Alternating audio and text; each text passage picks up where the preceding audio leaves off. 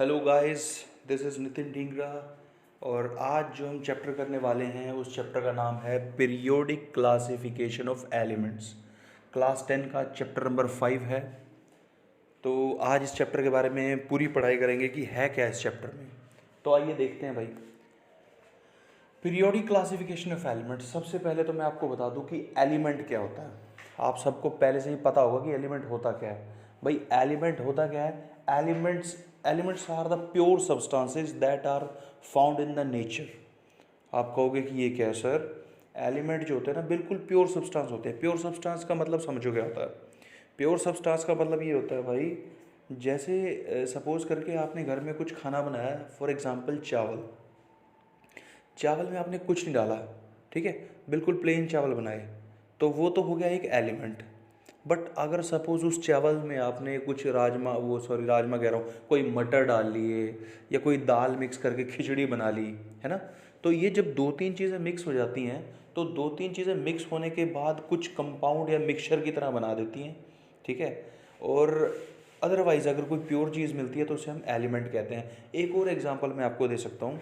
Suppose करके जब आप जो धरती में खुदाई करते हो, अर्थ में जब आप खुदाई करते हो किसी एलिमेंट को, किसी मेटल को फाइंड करने के लिए, सपोज़ आपको आयरन चाहिए, तो जब आप खुदाई करने के बाद नीचे से सपोज़ आपको आयरन मिल गया, बट आयरन आपको क्या प्योर मिलेगा? आयरन के साथ तो मिट्टी लगी होगी, आयरन के साथ कोई और दो चार चीज़ें चिपकी हुई होंगी, है ना।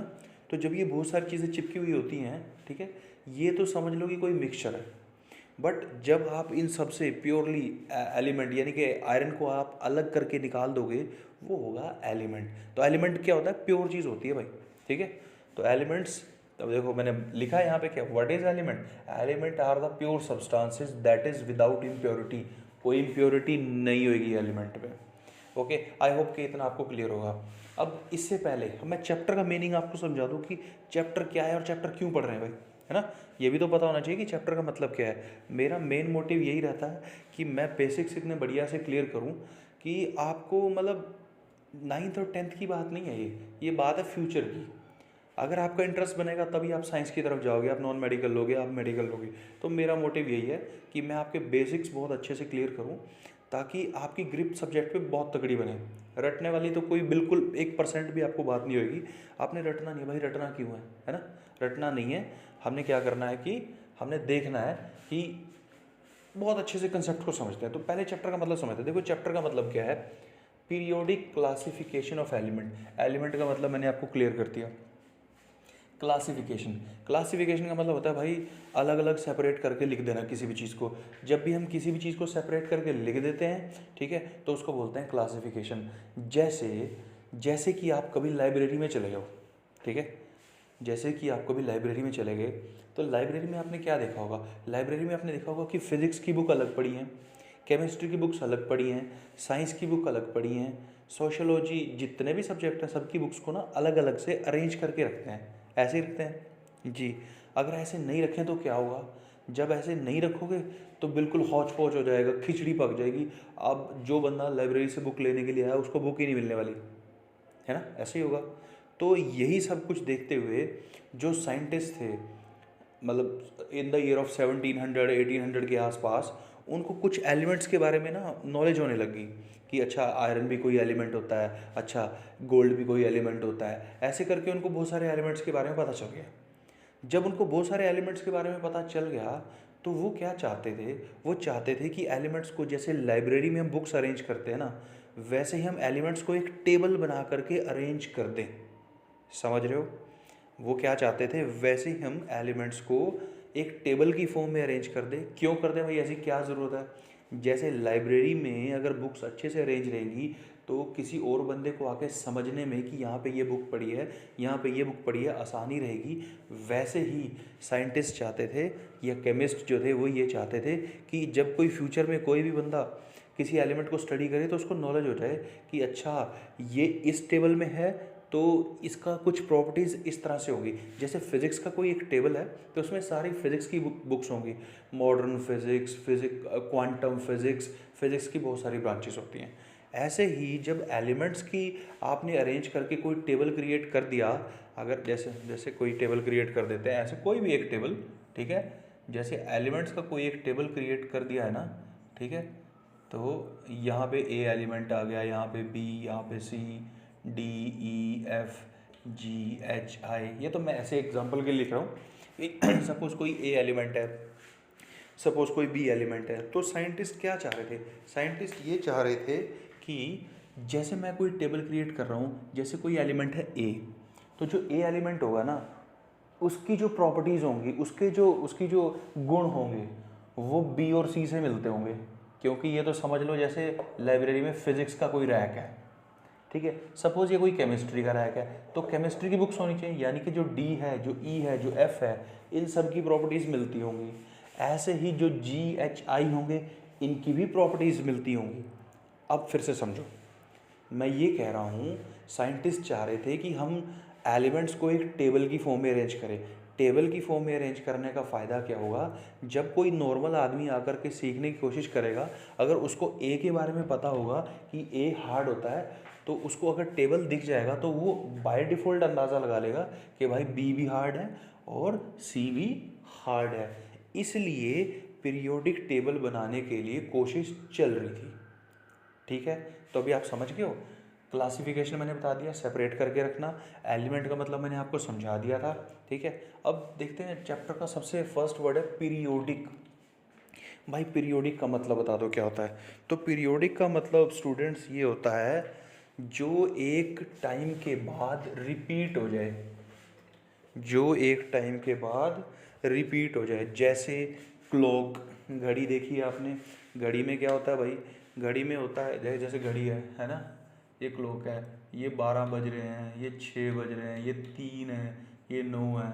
जैसे सपोज अभी दोपहर के मान लेते हैं दोपहर के 3 बज रहे हैं, ठीक है, मान लेते हैं दोपहर के 3 बज रहे हैं, ठीक है। तो दोपहर के 3 बज रहे हैं, तो फिर 4 बजेंगे, 5 बजेंगे, ऐसे करते करते रात को 11, 12, फिर रात को फिर से 3 बजेंगे, है ना।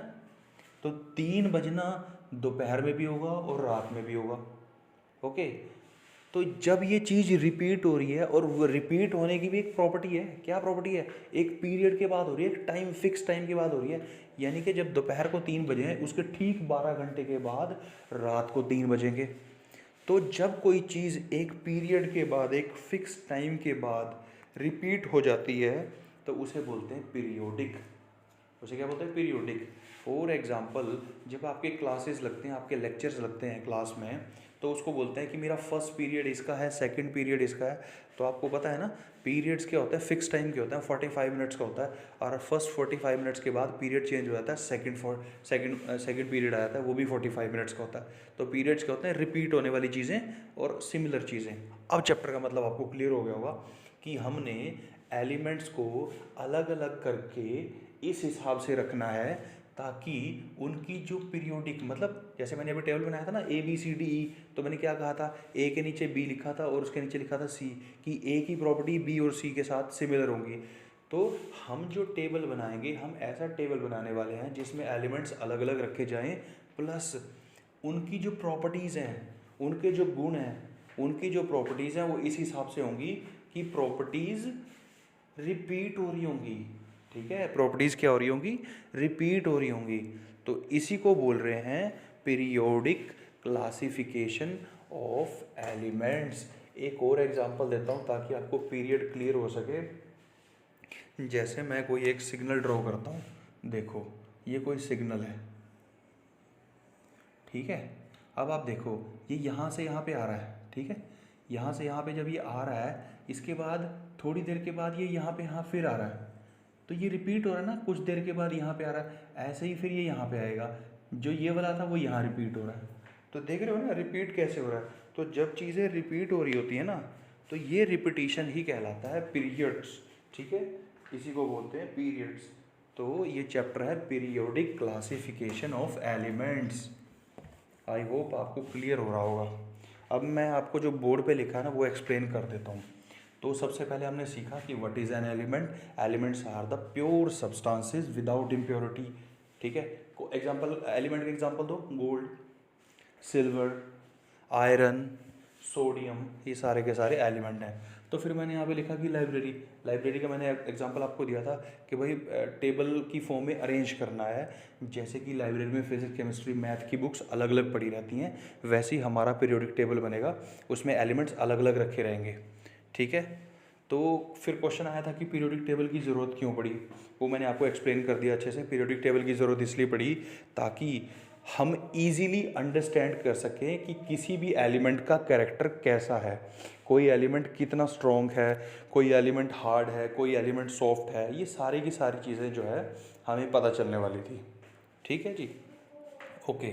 फिर अच्छा, मैंने यहाँ पे लिखा है एटॉमिक मास और एटॉमिक नंबर का डिफरेंस। पहले एटॉमिक मास और एटॉमिक नंबर का डिफरेंस जानने से पहले मैं आपको एक चीज़ बता देता हूँ कि यहाँ पे एटॉमिक मास और एटॉमिक नंबर लिखा क्यों है। तो भाई आज की डेट में जो हम पीरियोडिक टेबल पढ़ते हैं, आप बुक्स में देखोगे, अपनी एनसीईआरटी में देखोगे, या फिर आप +1 +2 में जाओगे तब जो बुक्स में केमिस्ट्री की बुक्स में देखोगे, वो जो पीरियोडिक टेबल है ना, उस पीरियोडिक टेबल को हम बोलते हैं मॉडर्न पीरियोडिक टेबल। कौन सा टेबल बोलते हैं? मॉडर्न पीरियोडिक टेबल बोलते हैं उसको। तो मॉडर्न पीरियोडिक टेबल तो आज की डेट में हम पढ़ रहे हैं, पर स्टार्टिंग में जब पीरियोडिक टेबल बनाने की शुरुआत हुई थी तब वो टेबल थोड़ी थे मॉडर्न पीरियोडिक टेबल, वो तो उसमें कुछ ना कुछ लिमिटेशंस थी, कुछ कमियां थी। उन कमियों को पूरा करते करते बहुत सारे साइंटिस्टों ने अपना एफर्ट दिया, फिर जा कर के कहीं पे मॉडर्न पीरियोडिक टेबल बन सका। तो जितने भी मॉडर्न पीरियोडिक टेबल को छोड़ के जितने भी पहले पीरियोडिक टेबल आए थे, वो क्या सोच रहे थे? वो ये सोच रहे थे कि हम जब एलिमेंट्स को अरेंज करेंगे, ठीक है, सपोज करके देखो, आप क्लास में रोल नंबर्स होते हैं 1 2 3 4 5 6 7, हम इसी ऑर्डर में अरेंज कर देते हैं। ठीक है, अब ये 1 2 3 4 अल्फ़ाबेटिकली भी आ सकता है, किसी भी वे में आ सकता है। तो जब हम 1 2 3 4 ऐसे इंक्रीजिंग ऑर्डर में कुछ किसी भी चीज़ को लगाते हैं, ठीक है, तो हमें सीखने में, पढ़ने में आसानी रहती है। तो ऐसे ही जो केमिस्ट थे, साइंटिस्ट थे, उन्होंने सोचा कि हम एलिमेंट्स को उनके एटॉमिक मास के हिसाब से अरेंज करेंगे, यानी कि जिसका एटॉमिक मास सबसे कम होगा उसको सबसे पहले रख देंगे, फिर उसके बाद जिसका एटॉमिक मास थोड़ा ज़्यादा होगा उसको उसके बाद रख देंगे। ऐसे सपोज ABCD लिख दिया मैंने, ठीक है, ABCD लिख दिया, तो ए को सबसे पहले मैंने रखा है, तो समझ लो कि कोई एलिमेंट ए है जिसका एटॉमिक मास बहुत कम है। फिर एलिमेंट मैंने बी को रखा, तो बी का एटॉमिक मास जो है ए से ज़्यादा है। फिर मैंने सी को रखा, सी का एटॉमिक मास बी से भी ज़्यादा है ना, इस तरह से। तो समझ रहे हो? तो जितने भी साइंटिस्ट आए, जितने भी केमिस्ट आए, जिन्होंने पीरियोडिक टेबल बनाने की ट्राई करी, वो किस चीज़ को बेसिस ले रहे थे? एटॉमिक मास को। और एक चीज़ और जान लो, जो मॉडर्न पीरियोडिक टेबल है उसके अंदर क्या कंसेप्ट रहा था? उसके अंदर कंसेप्ट रहा था, वो बनाया था हेनरी मोसले ने। ये आने वाली वीडियोस में आपको मैं बता दूंगा। तो हेनरी मोसले ने कहा कि एटॉमिक जो मास होता है, ठीक है, एटॉमिक मास से पीरियोडिक टेबल बनाना सही नहीं है। तो उन्होंने एटॉमिक मास को कंसिडर नहीं किया, उन्होंने किस चीज़ को कंसिडर किया था? उन्होंने कंसिडर किया था एटॉमिक नंबर को। ठीक है, तो एटॉमिक मास और एटॉमिक नंबर का कंसेप्ट समझ रहे हो इस चैप्टर में कहाँ से आ रहा है? सारे पीरियोडिक टेबल, जितने भी पीरियोडिक टेबल सब साइंटिस्ट ने बनाए, वो एटॉमिक मास को लेकर के बनाए। और जो मॉडर्न पीरियोडिक टेबल जो आज की डेट में हम पढ़ रहे हैं, ठीक है, जो अब आप देखोगे बुक्स में, वो पीरियोडिक टेबल कैसा होता है? वो पीरियोडिक टेबल होता है जिसके अंदर क्या होता है? एटॉमिक नंबर को बेसिस लिया जाता है। तो आओ फिर एटॉमिक मास और एटॉमिक नंबर का मैं आपको बता देता हूँ। वैसे आपने क्लास 9 में पढ़ा होगा और मेरी पुरानी वीडियोस भी हैं, उसमें भी आप देख सकते हो, मैंने बहुत अच्छे से एक्सप्लेन कर रखा है। तो एटॉमिक मास क्या होता है मैंने लिखा है। अच्छा, आप इनका डिफरेंस ना, जो मैंने पॉइंट्स लिखे हैं, आपने इसको नोट कर लेना है, आपको बहुत हेल्प मिलने वाली है। तो एटॉमिक मास का मैंने लिखा है note whole number always. Whole number का मतलब ये है कि जैसे जो एटॉमिक नंबर है, एटॉमिक नंबर तो होगा कि 1 2 3 4 5 6 7 8 9 10 ऐसे करके आएगा। पर जो एटॉमिक मास होगा ना, वो ऐसा हो सकता है 3.2 3.5 5.9 6.9, वो पॉइंट्स में होगा, समझ गए? तो एटॉमिक मास जो है हमेशा मतलब ऐसा ज़रूरी नहीं है कि ऐसे पॉइंट्स में भी आएगा, हो सकता है कि 4 आ जाए, किसी का 4.2 आ जाए, ऐसे ना। तो बट ऑलवेज वो होल नंबर नहीं होता, बट एटॉमिक नंबर ऑलवेज जो है होल नंबर होगा। अच्छा, फिर एटॉमिक मास कैसे कैलकुलेट करते हैं? किसी भी एक एटम में जितने प्रोटॉन्स हैं और जितने न्यूट्रॉन्स हैं, दोनों को ऐड कर दो, ठीक है। प्रोटॉन्स को और न्यूट्रॉन्स को जब दोनों को ऐड करते हैं तो दोनों का टोटल कहलाता है एटॉमिक मास। अच्छा, एटॉमिक नंबर क्या होता है? किसी भी एलिमेंट के अंदर जितने भी नंबर ऑफ प्रोटॉन्स होते हैं, ओनली प्रोटॉन्स, वो क्या कहलाता है? Atomic number. अच्छा, फिर ये मैंने आपको बता दिया। All the periodic table considered it as fundamental property. भाई ये लैंग्वेज आपको एज इट इज़ पेपर में लिखनी है। तो पेपर में आपको जब पूछेगा कि मॉडर्न पीरियोडिक टेबल को छोड़ के किसी भी पीरियोडिक टेबल के बारे में पूछेगा तो आप लिखोगे, जैसे सपोज डोबरनियर को हम पढ़ेंगे। डोबरनियर ने जो पीरियोडिक टेबल बनाया, तो Dobereiner considered atomic mass as the fundamental property. मतलब उन्होंने क्या कहा कि एटॉमिक मास एक फंडामेंटल प्रॉपर्टी है जिसको कंसीडर करके, जिसको दिमाग में रख करके मैं अपना पीरियोडिक टेबल बनाऊंगा। किसने कहा? डोबरनियर। डोबरनियर ने भी कहा। फिर उसके बाद न्यूलैंड लॉ ऑफ ऑक्टेव्स आएगा। न्यूलैंड भी क्या करेगा? न्यूलैंड भी यही कहेगा कि atomic mass is the fundamental property.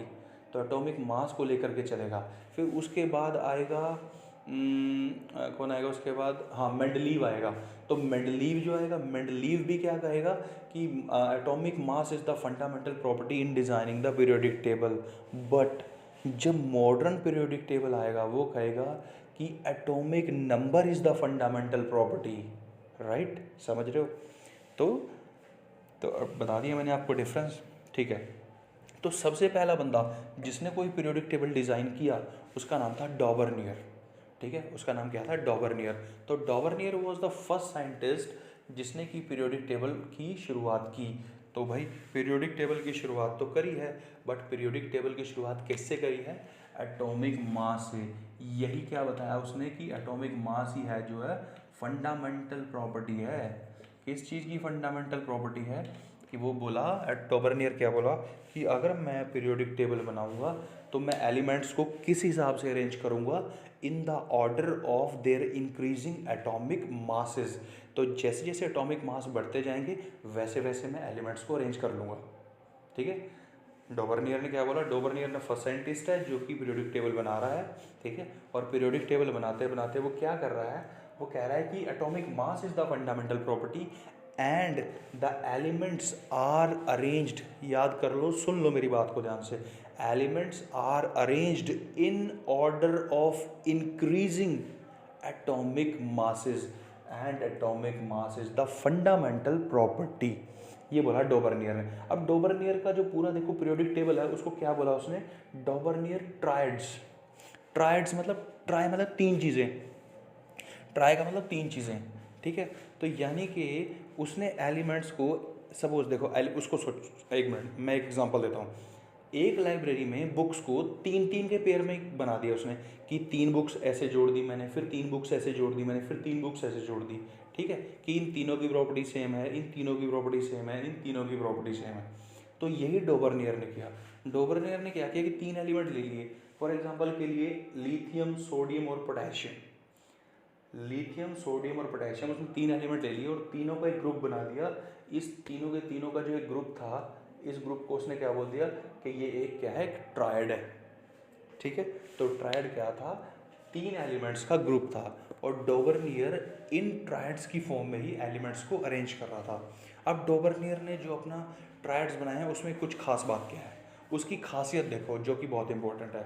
डॉबरनियर कहता है कि जो भी मैं ट्रायड बना रहा हूँ, जैसे ट्रायड किस किस का बनाया? लिथियम का, सोडियम का और पोटेशियम का। ये जो मैं ट्रायड बनाऊंगा इसमें जो सेंटर वाला एलिमेंट है, सेंटर एलिमेंट देखो यहाँ पे कौन है? सोडियम है। डॉबरनियर कह रहा है कि जो मैं ट्रायड बनाऊंगा, जो उसके अंदर सेंटर एलिमेंट होगा उसका एटॉमिक मास, देखो मैंने यहाँ पे एटॉमिक मास लिखे हुए हैं कि लिथियम का एटॉमिक मास 6.9 है, सोडियम का 23 है, पोटेशियम का 39 है।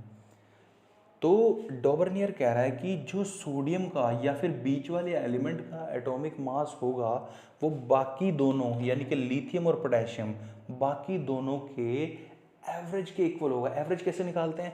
दोनों चीज़ों को ऐड करेंगे और डिवाइड बाय 2 करेंगे।